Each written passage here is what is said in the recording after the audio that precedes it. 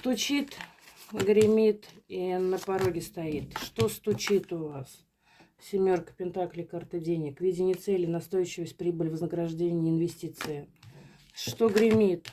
Исполнение желаний, девятка чаш. Это карта утешения, награды, отпуска, счастья, удовлетворения. И на пороге стоит. На пороге у вас идет король мечей.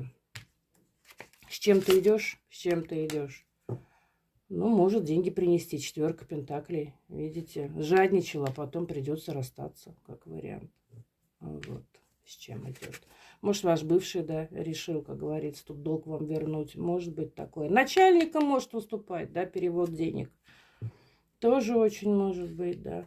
Также здесь многие из вас могут, например, являться специалистом в какой-то либо области и оказать услугу, и за это получить денег. Так тоже может отыграться, потому что на дне колоды идет мир, это триумф.